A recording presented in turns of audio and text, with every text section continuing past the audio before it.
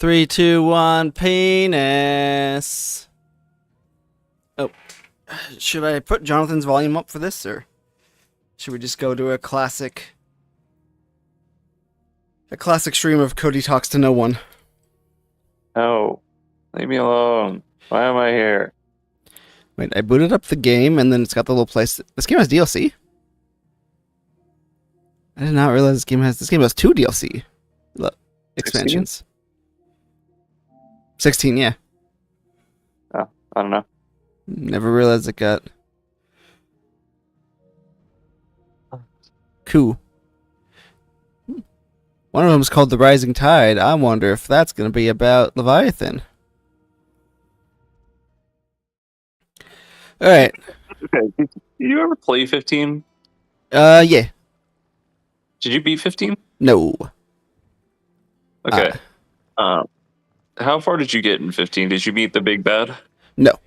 Wait, it would not be, Okay. no, I did not get more than probably 10 hours in my original playthrough. Okay, so from Magic the Gathering, you know Arden, the guy that can revive Yeah, the I know. black card for like 8? Yeah, I know he's the big bad. I know about him, and I know he's the big bad. Do you know? So he has a DLC in the game in 15, and it's really fucked. So he's the big bad because, long story short, Clive's ancestor. I don't think it's his dad. I think it's his ancestor. Clive, wrong game, but Sorry, Noctis. Noctis, yeah. Noctis' ancestor. Yeah, I know that. Is him, and so Arden is his like uncle, or like his great uncle or whatever. And Noctis' ancestor basically is his younger brother, and Arden's set to inherit the kingdom. But the kingdom's being invaded by demons, and Arden learns he can take these demons into him to like prevent them from escaping. So he takes all the demons into him so he can like save everyone else in the kingdom. And the gods are like, well, now you have all this evil blood. We can't let you rule the kingdom. Yeah, let's tie you to a stake and leave you on an island for like the next 10,000 years. And he's like, well, at least it saved my kingdom. But obviously he gets like very bitter and angry because, he just like saved his kingdom and instead got tortured for eternity because now he can't die because he's full of demons. Which is why he turns into the big bad. But then his DLC comes out, and it turns out that Bahamut is basically like, he like changes fate. He decides he's not going to do this, and he beats Clive's ancestor. And Bahamut's like, actually, fuck you. You are going to take the demons, and we are going to take you into stake because this is how it's supposed to play out, and there's no other way. Go fuck yourself. Jesus. Like, Bahamut is literally like, you have no choice here. This was the canon event. So Bahamut's evil. Got it. He is very much so implied. He's actually very much so implied to be like the overall main antagonist. Fair. Yeah, no, I didn't know the DLC. I knew Arden's backstory. And honestly, he sounds like one of the more interesting parts of the game. I just fucking did not like the gameplay or the boys. Yeah. I think that is actually one of where like the Final Magic the Gathering set actually had a flavor fail. Is Arden is a human warlock, and I'm sitting here like, and a demon. He has like 10,000 of these things stuffed inside of him. Oh, he's not a demon on his card? No, he's like a human warlock. I'm like 99% positive he's not a demon because he gives a buff to demons on your board. He gives them haste and menace, but he doesn't give it to himself. And it's like, okay, I get that that's a balancing thing, but you could have just wrote other demons on the card because he should be a demon. Fair. Sir, everyone has a devil inside of us. He's not special. We usually don't have 10,000 of them. Also, I don't know. Bro went Doctor Strange Supreme before Marvel did. I don't know where you are. I'm in the city. I turned the water wheel, and now I'm talking to Hippocrates, apparently. Okay. Because I just got a little cutscene where they talk about the impending war and yada yada yada, all the different kingdoms. The little diagrams and shit. Yeah, I was deliberately ignoring that. Fair. And all I gotta say, I don't know if you remember what we did last time. But I will say, We killed Sid. well, we didn't kill Sid, but Okay. We were directly responsible for Sid's death. yes. I'm not a murderer. The gun is. Yeah, exactly. But that little mission thing heavily implied, or even not even heavily implied, just straight up stated that there's some big supernatural entity behind things. So why the fuck are we now being told to care about these fucking random kingdoms? Like, we know this. The game already told us this is not the main. Like, the game just it's almost like out of order. Like that, I feel like that mission happened too early. Like now we know for sure that the kingdoms aren't the big bad. So why the fuck do we care? I know the war's happening. Fair. I know the war's happening regardless, but like I don't know. I feel like this game is really. I don't want to say bad story. Well, I mean, yes, a bad storytelling. It's just its order is wrong. I think it orders things really weird. I have not been paying attention to the story like at all, so I can't be like, "Oh, this is no, you don't understand. It's actually really good." But I also can't be like, "No, it's really bad," because like that's like watching the last 5 minutes of a movie and being like, "Well, that was shit. I didn't know what was going on." Sir, I used to watch Cinema Sins and rank movies. I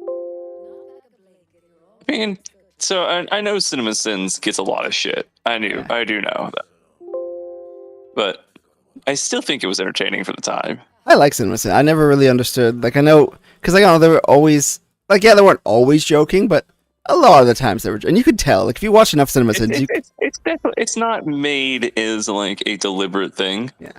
The problem with it is it started affecting how people watched movies. So like there's a lot of annoying people that are like, but why is X character not able to see the like Y thing in the reflection? They should see this and be able to like prepare for it. And people are like, because it's a fucking movie and it's more dramatic this way. Like nobody fucking cares. Sir. Yeah, no. I will say I honestly used to watch like if there's because I don't watch a lot of movies, so if there was a movie I knew I wasn't gonna watch, I would just watch Cinema Sins to get and then to get my Spark Notes. Because I was like, I'm not gonna watch it anyway. I watched a handful. I think they're fine, but yeah, I used to watch it every week right when it dropped. I was super into Cinema Sins.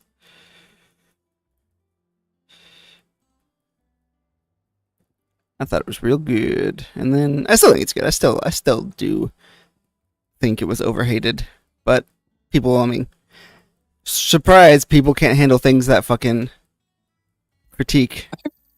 I think there's a difference between like that. I think there's a point where like being mad about critiques is invalid, and I think there's a point where it's like it's over analyzing it. And like I get that CinemaSins is doing it as a joke. It's a bit. It's not. They're not actually sitting out here being like X movie is terrible because they did like it fucks up the water scene. But like some people that get really into it do get kind of insufferable about it. Fair.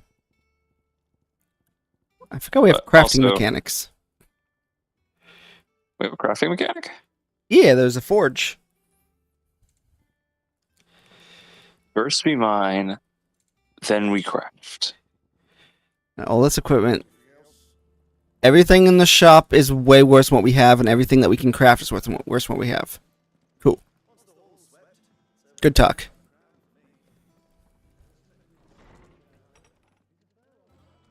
Also, and I know I said it last time, and especially now, I don't think you're gonna notice, but I think it's kind of fucked up. Like Clive got a slight time skip redesign, and Jill I think is 100% the same.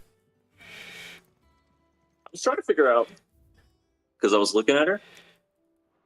I was trying to figure out why. Like, I think her facial animation is more fucked than his. Are more what? Are more fucked than his. Because like Clive looks fine. But when Jill was standing next to him for a second, I was like, she doesn't look right. Yeah, I'm zoomed upon her right now. Her hair, her hair texture isn't great. Like everyone else looks fine, but like maybe it was just the way I was looking at her or something like that. But like Jill was the only one that was like, "Oh, that doesn't look right. That doesn't look like how she's supposed to." No, this model, this current model that she's in, does not look very good, which is weird because yeah, Clive's model looks great, and I think her model is fine. I just think it's, I don't know, this part. Yeah, so like I'm looking at Josh and his girlfriend, and they look fine. Spoilers. Also say spoilers. Joshua didn't die for the third time. What? That's obvious. I mean, that's not a surprise. I am surprised that he's back in the game again so fast because we just fucking watched him die. That was my favorite part. Was like Clive's like, I can't believe Joshua died again, and then we just like scene cut to Joshua walking around, and I'm like, this. Clive's gonna be like, can you just stay dead for 5 minutes? Like, I don't know. God damn it, Loki! Can you just stay dead? I think the first fake out death is fine because, I mean, it's big for Important to the story. Yeah, it's important to the story, and also like you think like, oh, he's the Phoenix, so maybe he's back, but you don't know for sure. You know how it works, and I think it works. However, a second fake out death, when we already know that he can come back, is fucking stupid.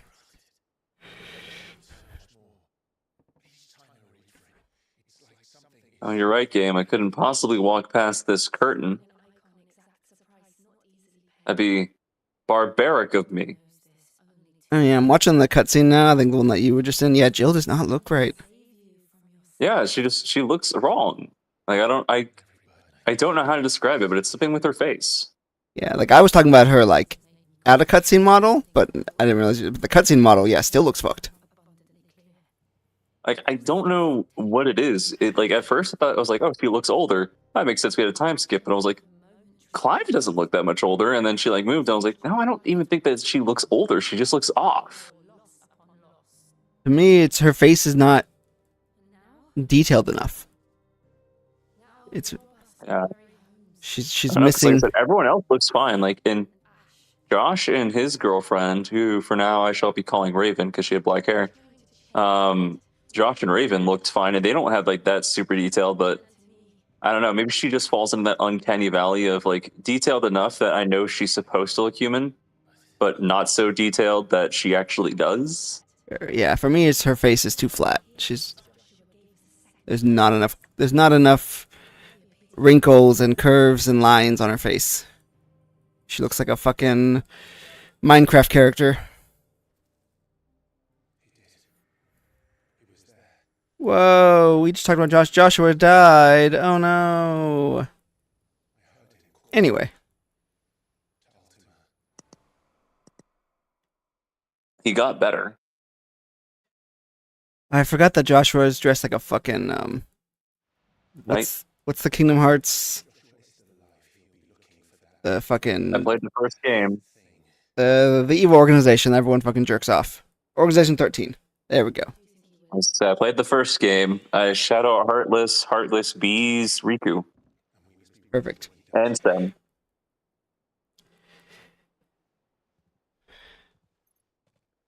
God, fucking Kingdom Hearts fucking sucks. I do want to go back and play the other one, Kingdom Hearts, at some point. I thought the first one was fine, but I never really liked it, and I tried to replay it like a year or two ago, and I still didn't like it. I like the second one, and I'll go back to the second one in Birth by Sleep at some point. I did not get the first. I borrowed the first game when I was much younger, like 11, and did not understand it back then. And I played it again when I was like 19 and beat the first one and thought it was fine, but I never played any of the others. So I literally can't comment on like how good 2 or anything is, but I thought the first one was fine, bar some annoying like levels, because I do remember being like, this level sucks. Hey, look, Joshua and his girlfriend. Yeah, you're right. Like their faces are less detailed than Clive's, but they look fine. You know, in One Piece, everyone's the greatest media to ever live. Everything comes back to One Piece. In Innie's lobby, the lady with the bubble fruit who smooths out everyone's face. Yeah, that's what she looks like. She got bubble I don't feared. know. Speaking of that shit, I saw somebody today talking about why One Piece's like weird character designs are peak. And I was like, okay, you know what? That's fair. One Piece does have some like stranger character designs that ultimately are fine.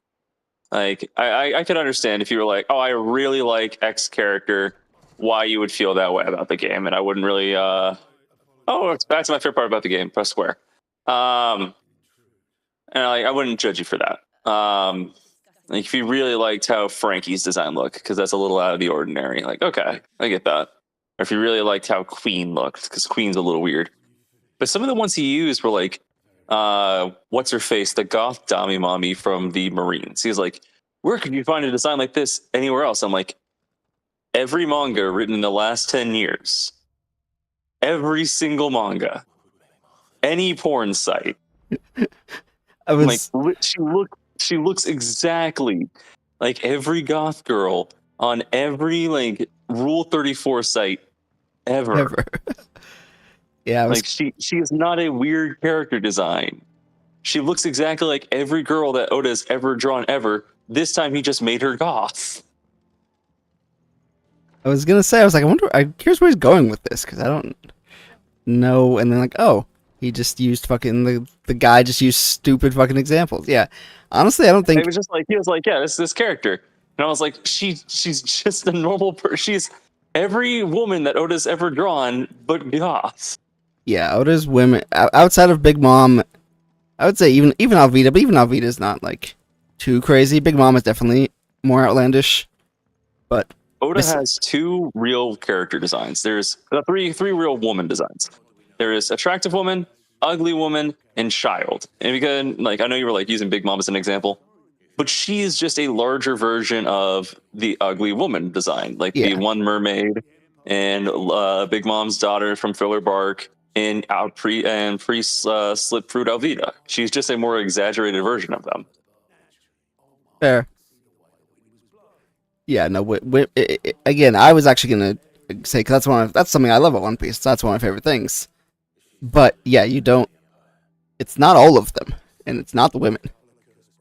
As I say, it's really not the women. And even like I would describe a lot of the men designs come in two major categories, although that's not fair because he does a lot better job subdividing them. Is the goofies and the serious. Like King looks very similar to the average serious character like Zoro, but then that's not really fair either because Sanji is a relatively serious character and he does not look very similar to Zoro. Luffy's a very serious character and he doesn't look very similar to King. Like I'll say Luffy's Yeah, a relatively bad example. Kaido is a serious character, but he does not look like King. So yeah, the women specifically, I'm like I said, he used her as an example, and I was like, what the fuck are you in, going on about? in any fucking ever in any manga ever, like Like, look, any manga with a goth character, with a goth woman, I'm telling you right now, there's a 99% chance that they are going to look exactly the fucking same. And if not, I will find you a girl on TikTok in 2 minutes or less that looks exactly the fucking same as her. yeah. And yeah, I would say like I mean you're right. He definitely has his stereotypes for the male characters, but like you said, it's a lot. It's not as boxed in. I got an achievement for zapping people with lightning balls. All right, love you. Be And safe. the only thing I have done this entire session is press square and move the thumbstick. Hell yeah. Oh yeah, we haven't had a chance to use Sid yet, have we? Yeah, it's like I mean I used it in like a wild battle against some spiders and some bugs, but yeah. But I was gonna say like because you got characters like Whitebeard is serious, and I think he looks fucking goofy. I said it's like if you took away his mustache, he'd look fine. But that's the thing. He's supposed to look goofy. Yeah. Yeah, because I think that he's much better about it with the guys. Yeah, but yes, you're right. There Yeah. is still Like a Mihawk, a Marco, a Zoro, and a King. for the most part, have very similar body and face designs. And, like, they have obviously self-differentiating figures, but for the most part, they're fine. But it's not as bad as like Toriyama, where it's like, oh, if you replace the hair of any Saiyan with any other Saiyans, they look like the face is exactly the same. But I do think that like Oda gets praised for things more than anyone else who would do relatively the same thing. What? Oda gets praised for things he shouldn't? Not my Oda. And I think it's a shame because, like, I do, as much shit as I will talk about Oda, I think that he does have some things that he is really good at. An example is, like, I know people are like, Oda is like the master of planning out. You guys don't understand. He was planning the shit out 20 years in prior. Like, that's not true.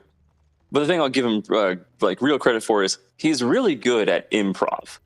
He is really good because I firmly believe what he does is like once a year or maybe like once every couple months goes out, pulls like one of his old manga volumes off the shelf and looks at it to see what he can reuse.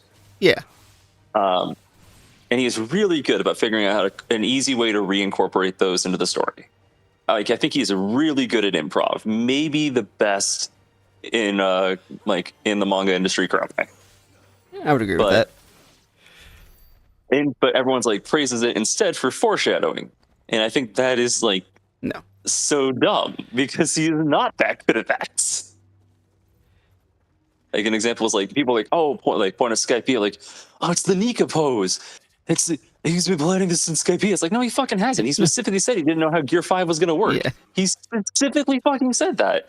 I'm willing to bet you what it is like I said, like once every 3 or 4 months, he pulls a shell thing off there, looked and said, oh, that's a really good pose. Maybe he did have the whole like Sky God thing planned from the start. He just didn't know how it was going to look or how it was going to play.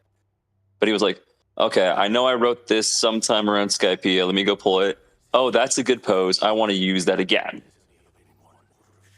But I don't think that he's been from the start was like, oh, yes, this is the defining Nika pose. Every character that does this pose is really important. It's just stuff like that frustrate me. Yeah, no, Oda gets... And I think, considering the length of the story, I do think he does a pretty good job planning things out. However, he's fucking not... It's not everything, and he is not perfect. Cough, cough, Shanks' arm. Cough, Hockey. Cough, Buggy not fucking dying in Luffy's arms. The fact that Mihawk sliced him up and commented how weird it is that Buggy didn't die, despite the fact that Mihawk's sword is literally constantly coated in hockey, is the like prime example to me of Oda didn't know how the fuck hockey works. Yeah. Like, that is the defining characteristic of Mihawk's sword. It's a black blade. Yeah. It's a sword constantly imbued with hockey. It should just kill Buggy. On that note, one of my favorite things that people gave Oda credit for that they should is so you know the admirals use kind of like the invisible hockey in Marineford because again Oda didn't know how one to look, and that's fine. However, and then in Wano, where Kaido was kind of showing Luffy how to use advanced King's hockey, and it was kind of like invisible. Be like, whoa, Oda planned it from the start. This was never a mistake. Yeah, I saw that, and I saw people being like, oh, the thing that Rayleigh did back then was like this. Yeah. Oh, of course. I'm saying, like, Oda was totally planning for that just to be like a default power. He just forgot to have Luffy. He just never had a chance for Luffy to do it, or forgot that it was supposed to be a default power. Yeah. And again, all things considered, considering how long, it's pretty good. However, stop glazing him for things that he didn't do. Yeah. Yeah, it's like I said, and I've become more bitter about anime and manga fans in general. Fair. Over the years. Like my parents were down here and was like, "Oh, we saw on Facebook there's a convention for anime coming down here. Are you gonna go?" Because they want me to go and be social, which is like nice of them. But I'm sitting like, God, Lord, no, fuck no. I do. I Actually, like. fuck off, fuck no. I like conventions, but I just It's like if. Aramon from the Magic the Gathering Final Fantasy set. Woo! Hell yeah! He looks like a Bakugan. Anyways, I'm sorry. Go ahead. Oh, you're good. I was gonna say I like cons. However, I don't like them for the social aspect. Really, outside like pictures. Like I don't want to fucking make friends at a con. I want to go buy merch, point out the cool costumes, and then if I'm cosplayed, I want to take some pictures and then go home. I have never cosplayed as a convention. I've gone to one once or maybe twice. I can't remember if I went twice. I think it was just once. I thought it was fine, but it was one of those things like I did it once and I was like, man, I do not feel the need to ever do this again. Yeah, we haven't been to one since like 2018, 2019, so. Yeah, that was around the time I went to my first one, and like I said, I was like, I never need to do this again, and I'm good. Yeah, the one I only cosplayed once, and that was it post Guardians 2? I think it was post Guardians 2, like max Guardians time. And I went as Peter Quill or Star Lord, and then there was a lot of kids that were Rocket, so a lot of parents want to take pictures, and that was pretty neat. Oh, that's cool. That's cute. I really tried to get into cosplay because I think it's one of those things that's like really cool that if you can get really good at it. But I just determined that I do not have the patience to deal with that bullshit. So like I did a decent one of Aizawa from My Hero Fair. for Halloween one year. Probably the best thing I did was his fucking scarf. Because I got some strips of vinyl that looked really good and made like a literal 10-foot scarf. But even then, I was like, man, I fucking hate doing this. Yeah, no, I want to cosplaying looks fun, and I'm totally down to cosplay more. However, I'm just gonna buy. That's why I chose Star Lord, because it was an easy costume to buy. It's like I don't have the energy to make my own costumes. Yeah, I think in the future, if I ever did it again, I would buy. My cousin used to. Oh, sorry. Go ahead. So there's that one cosplay website that you can find like every cosplay ever on. Yeah. And again, if you just find a popular enough character too, it's pretty easy just to find. Because the problem with a lot of cosplay, I think a lot of cosplays look like shit. Like a lot of fucking anime cosplays that you buy on a complete website, I think looks like dog shit. But I was just gonna. God damn it, Shiva! I'm not paying attention to the story. I just got here and was like, "Would you like to scatter the remains?" I'm like, "Who the fuck am I scattering?" You're really pissing me off. Her name is Jill. You really have to learn her name, bro. Shiva's been doing. She used to do this occasionally. Now she's doing it every hour, where she's jumping on when she wants attention. She's jumping on the back of my chair. But it's a mesh chair, so then she gets stuck. Have you tried beating her? Have you tried beating her? Is that what you said? Yeah. No, I'll try to backhand my. Let me just turn the camera off real quick. He's like, I heard you say you got me left. Like, you can just do whatever you want now. It's true. I would never beat my cat. Like, what's Shiva gonna do? She gonna go tell mom? What was? Oh yeah, I was just gonna say. Yeah, my cousin used to sew and craft and her own costumes and shit, and I was just like, it's really cool. It's so much talent to people who do, but goddamn, it's so much work. Yeah. The ones I really think are really impressive are the ones that can figure out how to incorporate lights and shit into theirs. Like that shit's awesome. I remember seeing one for a Monster Hunter armor. They took I know you don't know Monster Hunter, so this is gonna mean nothing to you. But they took the Zenogre, which is like an electric wolf, and made their armor, and they made the swords have like blue LEDs that would light up whenever they swung, so it looked like the electricity. And I was like, that's really cool. And I'm like, I have zero interest in doing any of this shit myself, though. Yeah, that's really cool. The one, obviously I've seen really cool ones online, but I remember in person, the one that I remember that was really dope was a full Alphonse suit. That's cool. And I remember watching him get in the elevator, and he like couldn't have anyone else in the elevator with him. He was a big motherfucker, but I can appreciate a good cosplay, but again, I have zero real interest in going to a convention anytime. yeah, I want to again eventually, but not.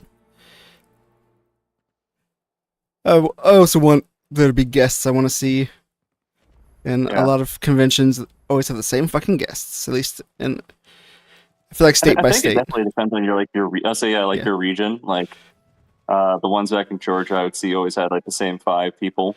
Although there is one going on in a couple weeks that has somebody new that I would be interested in getting a signature from. Is they have the voice of Monokuma. Oh, that's cool. And I'd be down to get like an autograph from him because I have all the Danganronpa games. But also, again, I'm also zero other interest in going to that convention, so I don't think I would be going. I feel like you can probably order autographs from him online easier. Probably.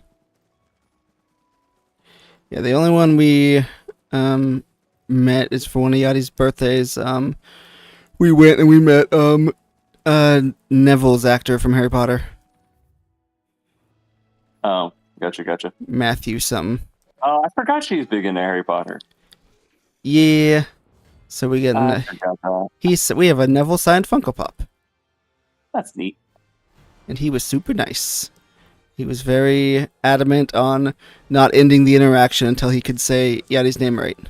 Because he's got a strong British accent and he doesn't get Hispanic names very often. Was he trying to say like the full thing or just Yadira, and he wanted to say it with like the... Okay, I was going to say he really wanted to say the full thing. Gotcha. Yeah. And it was really nice. Holy shit, this fucking... Did you already fight Eramon? Everyone's favorite Final Fantasy III character? Yeah. He's beating the shit out of me. He looked like I did the same thing I did for every boss, Cody. I will eventually press something different besides Square and R1. Just not today. Oh yeah, oh, go ahead. I'm watching another cutscene that you'll get to at some point. And like now I am paying more attention than ever to Jill's face because it looked so fucking off. And I think she looks fine here. But one thing that she has is I wonder if they've like listed the like races that these characters are supposed to be. Oh, like ethnicities? Yeah. Because like Jill is like I'm looking at like Clive and Jill, I'm like, these guys don't look the same. Jill and all the other people here are a lot paler than Clive. Well, sir, he's a fire guy. Well, that's what I'm saying. Like, I would understand Jill because she's like the ice girl to him, but like Clive is way darker than everybody else here. Fair. I mean, that could be intentional because he's fire. I mean, so is Josh, but Josh is paler than him. Oh, sir. Shh. But anyways, I'm sorry, you were saying. Oh, I don't remember. I was saying something, but I don't fucking remember. We're talking about Yachty meeting Neville's character. He didn't want any interactions so he could say her name right. He was really nice. You were fighting Aramon, pressing square, same thing we do every time. Oh yeah, I remember. I was gonna make a joke, but I already started fighting things. Hold on, we haven't played this game for 2 months. I need to take a second to remember the game systems. Square. Square. R1 when I'm supposed to. Oh, I fucking died. Okay, I found it again. You died? Yeah, he cast a doom on me, and you just hit him really hard. Yeah, that's all it is. Because he hit me with Doom like twice, and I just kept pressing square, and I was like, "You broke Doom." I'm like, "Cool." Oh, fair. I have no idea how I did that. Yeah, I did not do a lot of damage to him. I literally just mashed square, and then every once in a while I'd be like, "Press R1," and I'm like, "Okay." Oh no, Doom! It's. I am sure this game has a really deep and complex combo system if you learn it. I am also positive you do not have to learn it. Fair. I mean, I'm sure on harder difficulties it might be a little different, but on standard, you should not be as mashy as this game is. This feels like in Pokemon, like when you were growing up and you taught your like Gyarados Earthquake, and that was the only button you ever pushed. This feels like the definition of that. And Yeah. I have to ask, because you played Pokemon for a while. When you were growing up, because I was bad about this, did you like ever just be like, okay, this is my starter Pokemon. This is like my only Pokemon. I will catch others, but this is the only one I will ever use. No, but I also didn't play Pokemon until I was like 13. I was really bad about that. I would be like walking into the Elite Four with my like level 70 for Alligator, and everyone else on my team was like level 30. Now I did used to do like I wouldn't go all 6. I would do like Ember, especially I played a lot of Emerald. I would do like Blaziken and Swellow, and like I would do like 3 or 4. But I never did. Maybe one of the worst examples, because I definitely had a level like 36 Blaziken by the 3rd gym. Yeah, no, I never did the one starter thing. It's like I remember getting into like one of the friendly matches with my friend, and he had like a team of level 650s, and I had a level 80 Infernape, and like all the rest of my team was level 30, and I won. And he's like, "Well, that's bullshit. Why do you only have one really strong Pokemon?" I'm like, "I don't get why you don't." And like we had to like have the philosophical debate about like whether it makes more sense to have a team of level this or one really strong Pokemon. And I was like my only argument was, well, I won, didn't I? It's fair. And he was like, no, that's like, yeah, you won, but that's stupid. And, like, he's right looking back on it, but like, also I won.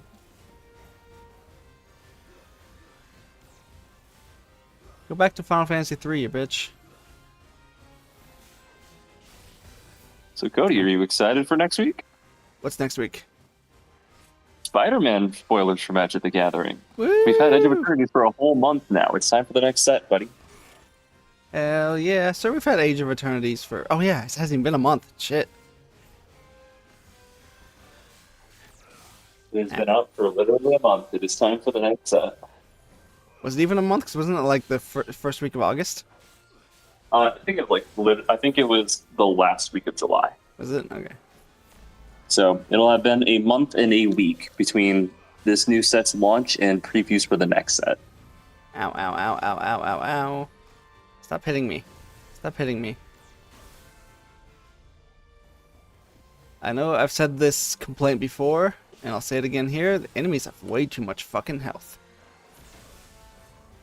For how monotonous the gameplay is. On the one hand, I agree. As it takes way too long to beat like mini bosses like Armon. Yeah, he is. On the other hand, because the combat system is so easy, to at least to me, it's one of those like, well, if he had even half his health, this game would be too easy. But the problem there is, it's not hard. It's just tedious. Yeah, that's the thing. Like, it's not... It doesn't make it any harder, it just makes it more tedious. Yeah, The game is not hard, just taking longer to kill these things. So, by the way, maybe one of the worst sins in gaming history, and I may have talked about this before, but I'm going to talk about it again now, is enemies that like random encounter enemies that level up with you. Maybe one of the worst sins in gaming history. Yeah. I remember playing a shitty RPG Maker game on Steam years and years ago. And that was like the big selling point, was they leveled up, like all the enemies leveled up with you. And I was like, oh, that's a neat concept. And I got about 2 hours in the game before I was like, No, actually, this may be the worst fucking idea I've ever heard in my life. It's neat in theory. Because in practice, all it meant was that it's actually better. Like, because every character earned like their hydro pump around like level 20, and it just meant it was better to not battle after reaching that point because now the bosses would get stronger if you did. Oh yeah. Just learn your best move And then and just never level up, so the bosses don't get more health and you have to hit them over and over again, and you can really prevent them from getting their strongest moves. I was like, this is stupid. Yeah, I know one. This is sacrilege probably, but no one watches these streams. It's fine. That's something that uh, Elder Scrolls does to an extent. They do it, specifically with the guards. City guards are always 10 levels over you, and I fucking hate that. That's really dumb. And I think it might only be Skyrim if it's multiple games. I don't want to know with Skyrim, but Skyrim guards are always a set level ahead of you. And like, so I'm just fucking the god of fucking dragons. But A random guard number 3 over here. yeah, I agree. In theory, it's nice, but in actuality, yeah, it's like when Pokemon did the open world. It's like, oh, in theory, this is a really good idea. In practice, it's either A, no different, or directly worse than the original. And now they are truly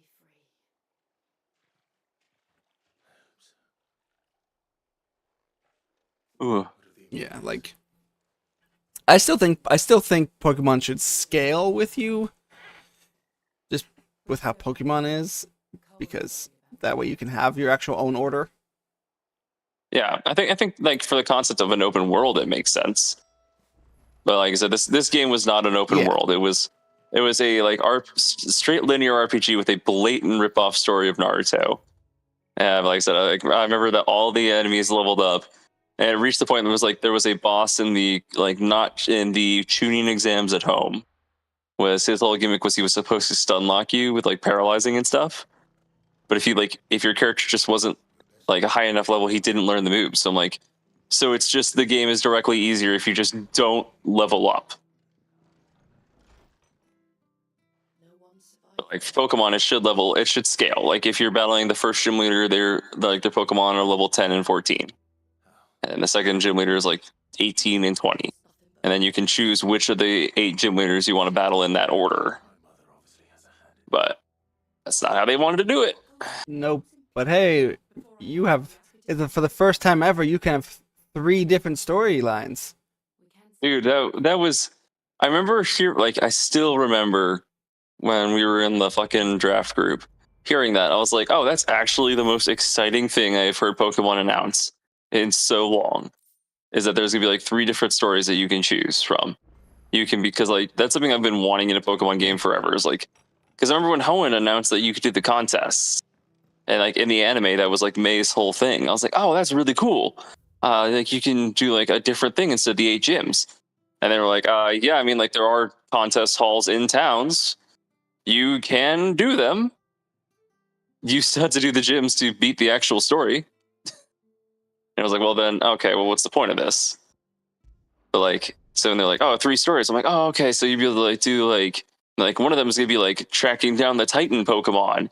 And one of them's gonna be battling the gyms. I was like, oh man, I can't wait to see like what the third one is. Like, okay, so Titans is like you're gonna be like an archaeologist, and then this one will be like gym.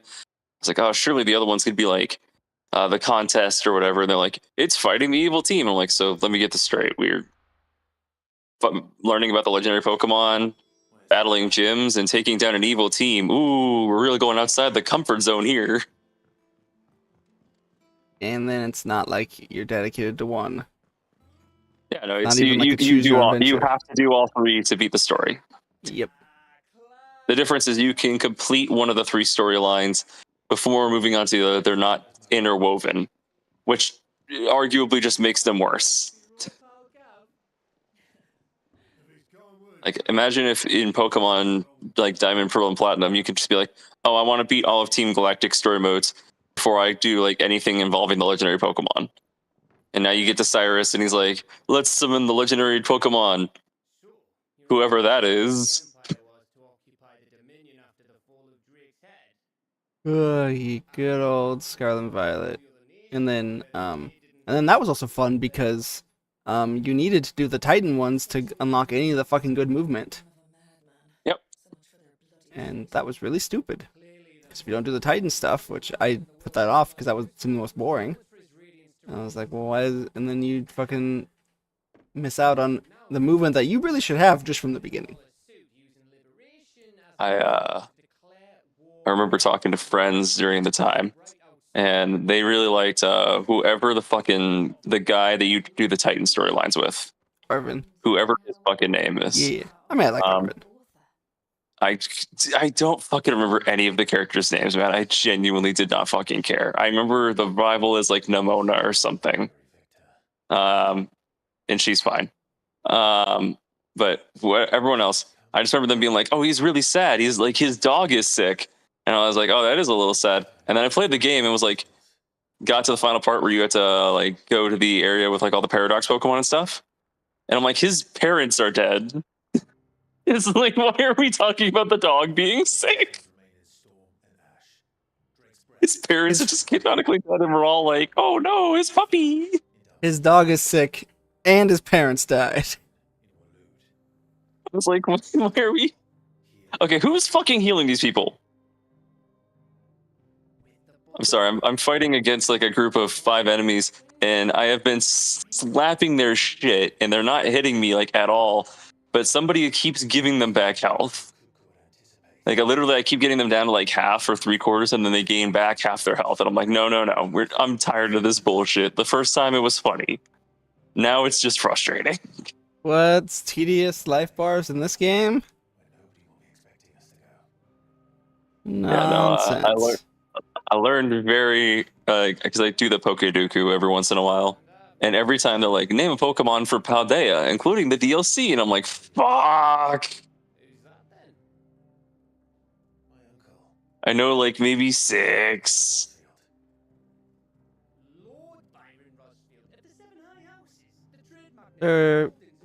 But Gen 9 had some of the best Pokemon.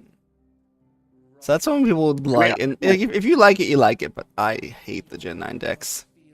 I was like, I'm sure that it is. I'm sure that if you liked the game, that there are plenty of Pokemon to like. Like I don't remember ever seeing because I did beat Scarlet and not like the DLC, but it did beat the main story. And there were plenty of Pokemon that I was like, I don't remember ever seeing a Pokemon outside of Flamigo. Flamigo sucked. That I was like, okay, this is just a really bad design. But Yeah.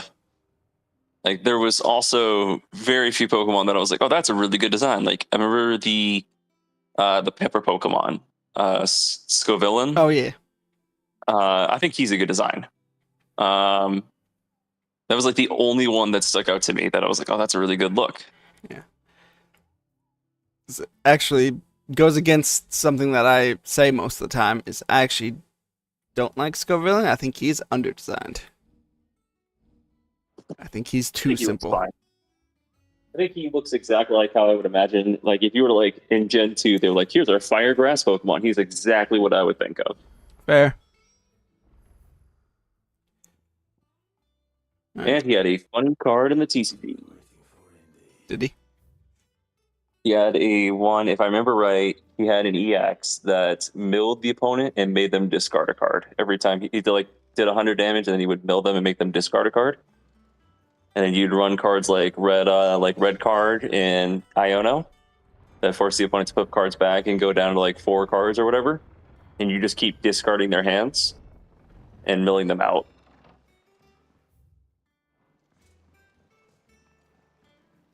Neat. But yeah, It wasn't good, but it was interesting. fair. Yeah, no, I'm not a fan of the Gen 9 decks. I mean, I'm sure it might be different if I didn't fucking hate the games, but I don't know. I still just don't like the decks. I think it looks like dog shit for the most part. Yeah. Again, the only Pokemon that I can remember like having a visceral reaction to is Flamigo, because my lord, it's just a fucking flamingo. It's just an actual flamingo, like with its neck tied up. And like Yep. you can be like, oh, Rattata's just a rat. It's like, yeah, He's purple. it's purple. It's a purple rat. But that was also Gen 1. That was like are like beta designs where you could just be like, oh, it's just a rat. Yeah. And again, he was Like, purple. yeah. Flamingo is literally just a pink flamingo that is its neck is tied up. Also, why the fuck is it fighting type? Because I remember like being like just assuming it had to be normal flying or maybe water flying. And a friend of mine was like, "Oh no, it's a fighting flying type." And I'm like, "What the fuck part about this is fighting?" It has to fight to stay alive. I'm about to fucking fight it. So I thought Jill's facial issues was just like the one cutscene. No.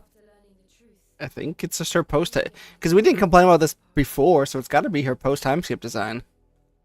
Also, I was not paying attention to it before, and I may have been like, I may be the reason you're noticing it is because I pointed it out. Maybe, but it's so jarring. I feel like I would have noticed. But It's something the same thing I watched. I have a Blu-ray copy of Phantom of the Opera, like the live Broadway, and I like it a lot. Except for you can see the wire that is holding the Phantom's mask to his face. Like, it's really obvious. And I watched it with my parents when they came down here for the weekend because my mom really likes Phantom of the Opera. And I pointed it out, and my mom was like, I'm really not happy that you pointed it out because now I can't unsee it. It's fair. And like, it was really noticeable to me because it runs along the top part of his head, and his like hair is very combed down. So there's just like this one really weird wire that's sticking out from it. I remember like noticing that on my first watch through. And I pointed that out to them, and my dad was like, "Oh, I didn't notice that at first." And my mom was like, halfway through, she's like, "I still can't unnotice it." Thanks, asshole. That was pretty much what she said without saying that. She's like, "I'm really not happy you pointed that out because now I can't unsee it." Fair. The other thing we're giving them shit for is, I don't know if you've seen Phantom of the Opera or not, but when he takes off his mask for real later, and we're supposed to see like what's underneath it. He loses like 80% of his hair. Like he has a full head when he's like wearing the mask, and then he takes the mask off and he's got like these long, thin wisps, and that's it.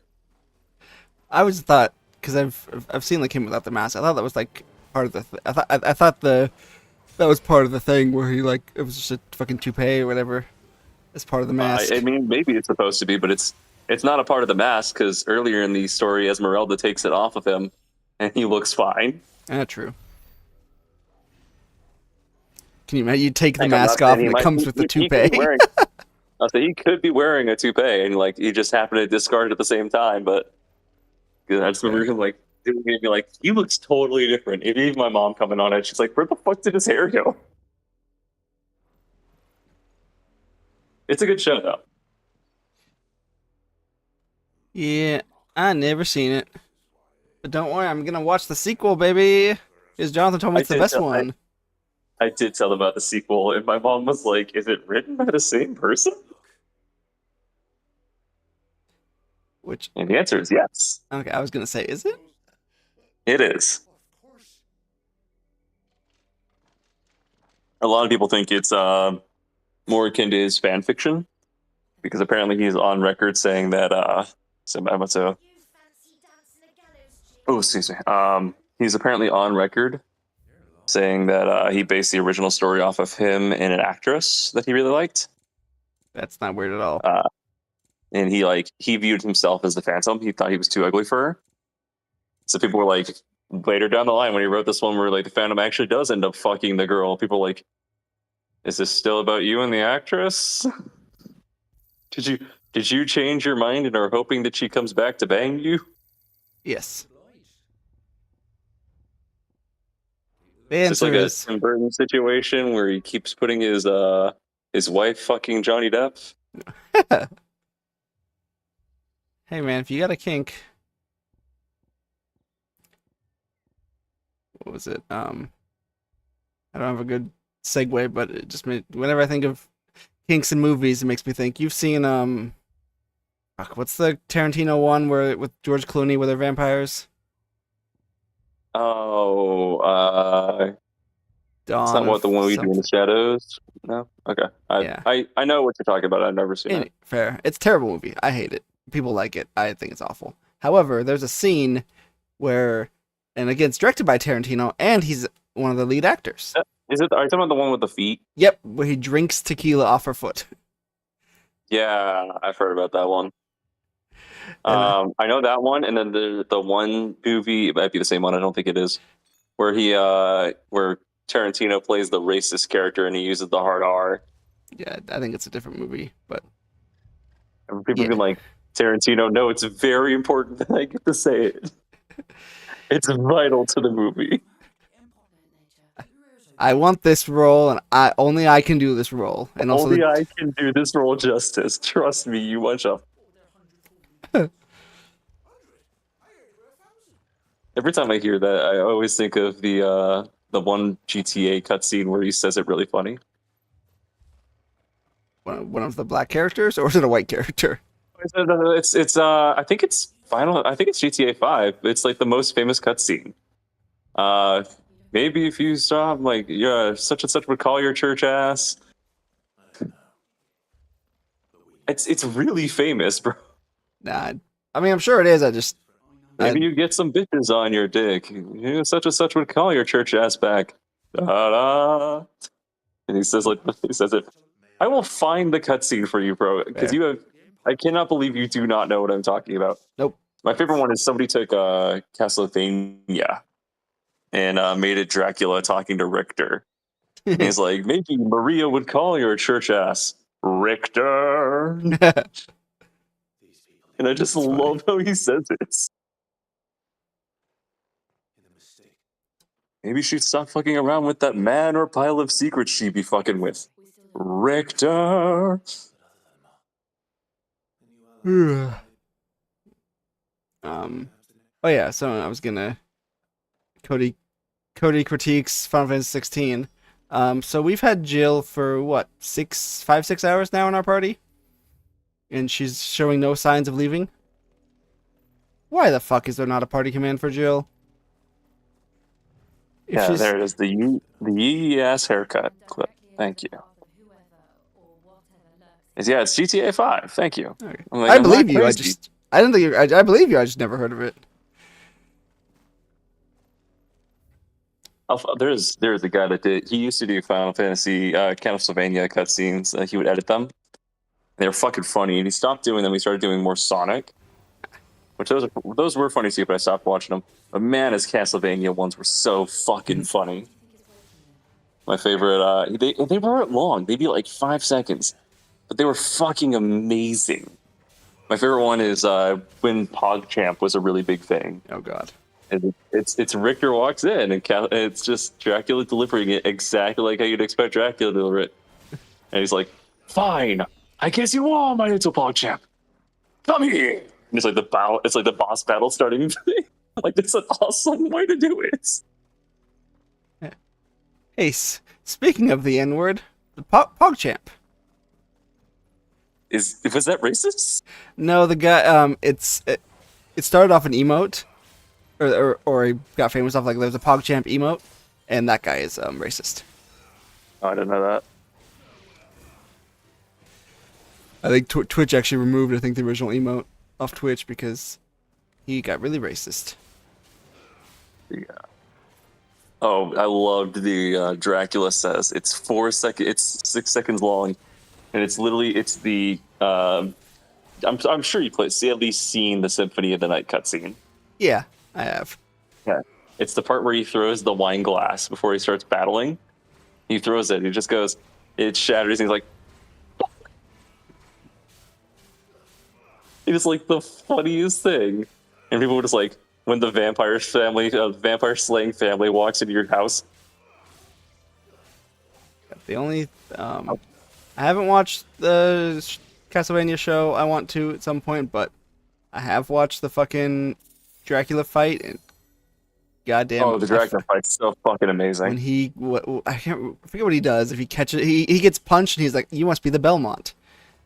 So yeah, Trevor walks over there, punches him twice, and then just like decks him in the nose twice, but he doesn't move, and he's like, "You must be the Belmonts." That's so fucking cool. That's such a cool line. My favorite part about that is the fact that he doesn't even flinch, and people are like, in Dracula's mind, the only person dumb enough to come and punch me in the face must be a Belmont. Yep. Yeah, no, I want to watch it at some point. Which, man, I've heard nothing about the second one. I heard the second one was fine, the first season, and it did well enough to get a second season. But I have not heard anything about it or Devil May Cry. Oh, I heard a lot about Devil May Cry. The fans were pissed. I heard nothing about it, but I know it's getting a second season. Yeah, really hardcore fans did not like it. Because it apparently strayed a lot from the source material. Oh no. Anyways, but I've heard critically, I think got good. As far as critically, I think I got good reviews. I've only, for some reason, even though I don't look up like any Devil May Cry stuff, my feed gets got full of people bitching about it. And so I was seeing like every day I was seeing just a fucking huge ass rant about how terrible it is. I'm like, okay, so anyway. Yeah. Oh, that's a shame. Anyways. One of the complaints, I haven't seen the show, and I don't know. But I remember one of the complaints that stuck with me is I guess there's a scene where Dante uses his ultimate against like a mini boss or a boss who's not it wasn't even a boss, it was just like a regular enemy, and people are like, you would never do that in the games. I'm like, you would never do that in the games. Yeah. Dante is not controlled by you, or show Dante is not controlled by you. That's not how Dante doesn't have to act like how you played him. I was to say it doesn't have to be perfect. And also maybe that's how the devs fucking wanted you. Who knows? Like, I don't know. Or again, it doesn't fucking matter. Like, I'm sure there are valid complaints, but that complaint, I was like, that's fucking stupid. And it's not just a one person. I saw like multiple people to have the same take. I still think that's stupid. Sorry, I'm bummed. I did the Pokedoku for the month. Oh, you're good. For the day. And I still fucking hate that Toxtricity's pre-evolution is considered a baby Pokemon. Yeah. Because he is just not a baby Pokemon. It reminds me of I saw somebody being like, because baby Pokemon are in Pokemon Pocket. They just released in the newest set. And their whole gimmick is, since baby Pokemon can't evolve into their regular version, is their gimmick in the game is that they can attack for free. Yeah, and they can retreat for free. That's how they were in the TCG. In Pocket, you can attack on your first turn. You just can't put an energy on your first turn. So you can just attack for. So yeah, so the only two of them actually deal damage: Tyrogue and I think Smoochum. Tyrogue does 20 and Smoochum does 20 for every energy on the opponent's Pokemon, which actually makes her completely useless on the first turn. But that's the thing, is they can attack right at the gate, so you can even potentially set up a first turn kill, if you get really lucky. Which I think is super interesting. Or Pichu and Magby allow you to put energy on your Pokemon, so they actually put you ahead. Interesting. But I saw something being the only baby Pokemon that don't follow this rule are Togepi and Riolu, and I'm like, yeah, because they're not baby Pokemon. I was like, right. That's one I was actually gonna ask. I was like, is Riolu a baby? He's not. Lucario debuted in Gen 4. Because I've seen people reference him as a baby, but I didn't think he was a baby. No, as far as I know, he's not considered one, and I wouldn't consider Togepi one either. Yeah, Togepi I can kind of see, but Riolu's fucking stat spread is not that of a baby Pokemon. Apparently, he is considered one, but I'm looking at the list on Bulbapedia. Apparently, him and Togepi are both considered one, but I still wouldn't. Fair, I wouldn't. Yeah, Togepi I get, but fun fact: did you know that the baby Pokemon used to be fucking super fucking high tier in Heart Gold TCG? They were really broken. Any particular reason? Is it just the ability to attack for free again, or what? So they can attack for free, they can retreat for free. However, and there's some useful abilities, like they don't actually damage, but there's just like support. Like one of them, I forget, Cleffa, I think, lets you like discard and draw. I think she was the most used. But every single baby Pokemon all came with the exact same ability. Is that to do damage to them, you had to flip a coin. Oh, that's kind of annoying. So they had a cheat. They had a free attack, and then you had to flip a coin to actually damage them. So, which I know other Pokemon have had that in the past, but it's not a very good ability if you have to like work for it. But on a Pokemon we have to put no resources on, yeah, it's actually very good. Yeah, I think the best way they could make a baby Pokemon work for its like evolution thing. I'm stupid. Is it have to do like what Digimon does with inherited effects? Where like in Digimon you can play like the stage 2 Pokemon right out the gate. But it costs you more to do so because Digimon does a memory system where like you have to pay like 5 to play this card, but if the gauge ever moves to the opponent's side, it's their turn. So if you pay 5 and it was at 2, it's now your opponent's turn and they have 3. Huh. So it costs more, and there's inherited effects for evolving your Pokemon onto other Pokemon. So in this case, like if you evolved Hitmonchan to Tyrogue, it would gain a different ability. And like I think that's the only way that you could make the baby Pokemon evolution system work. Is like, yeah, you don't have to evolve Hitmonchan into Tyrogue, but if you do, it gains X ability, or maybe its attack does 30 more damage. Fair.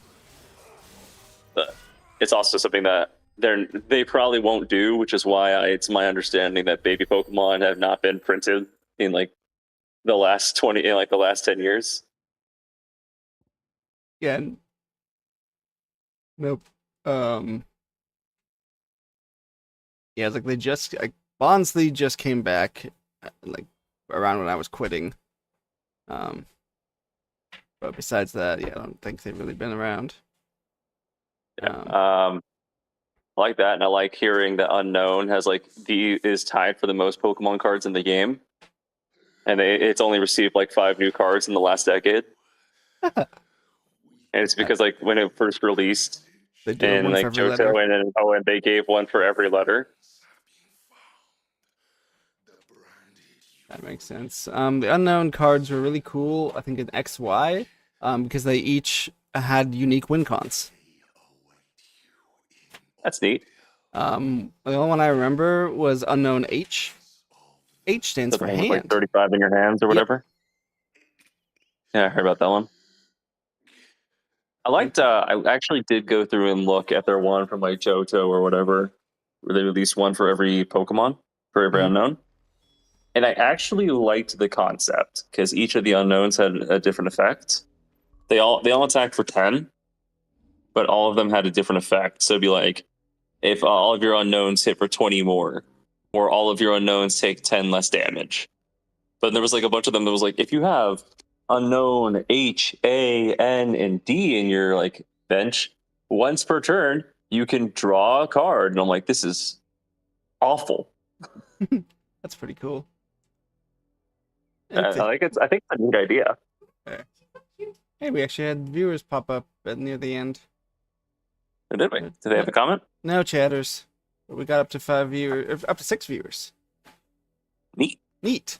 Anyway, I saved after so I wasn't paying attention because I was just talking to you and mashing square, and I ran into the knights with the healer, and I was like, holy shit, why do they not take damage? Because I wasn't realizing they were being healed. I would look away and I would look back and see that they still had all their fucking life. So that fight was annoying. That was the one I told you. Like, there's a healer amongst them. You have to go take him out. Like I stopped after I killed the first one. I was like, I'm not doing that again. Let me find a different one. Who is doing the healing? Yeah, no, I killed like 1.5 before I realized.